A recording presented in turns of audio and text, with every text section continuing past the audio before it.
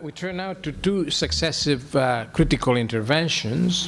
First of all, Fabio Finotti, who is Mariano Di Vito Professor and Director of the Center for Italian Studies at the University of Pennsylvania. He published essays, books, edition of Italian literature from Dante to the 20th century. His latest book is Retorica della diffrazione, letteratura e scena cortigiana. Poetry is life could be written on the banner of the Italian Poetry Review.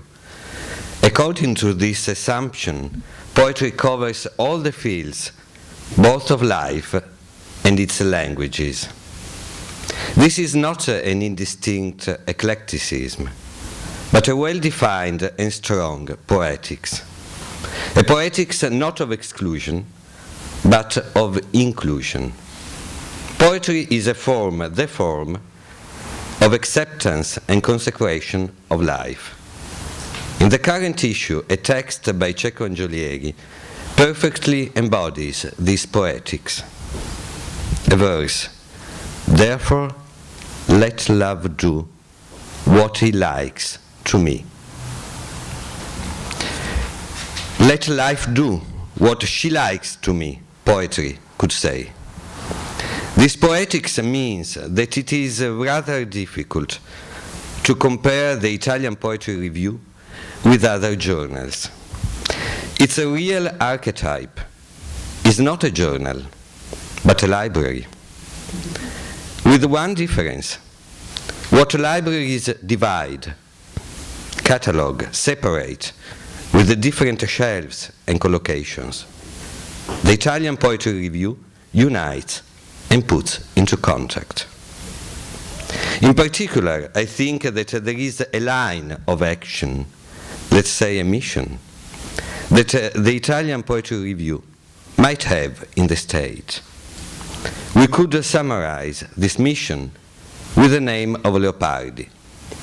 Leopardi was able to move from the civil, historical engagement of Parini, Foscolo, Manzoni to a poetry of absolute without any absolute.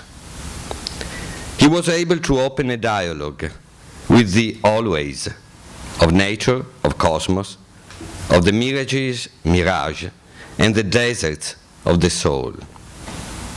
It can be difficult, therefore, to introduce Leopardi and his poetic lineage, like Ungaretti, Luzzi, Zanzotto, into American culture, so grounded as it is in history, in society, in politics, and ideology.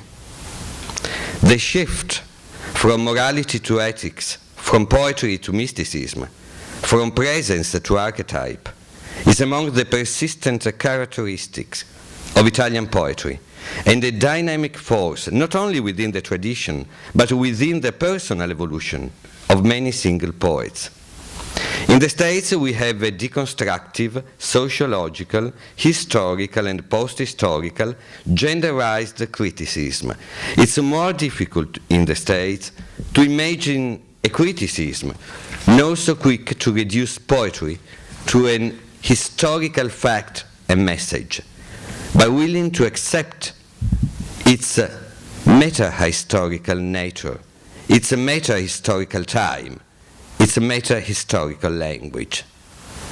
This, if I consider the latest issue, is one of the most exciting challenges of the Italian Poetry Review's Poetics of Inclusion.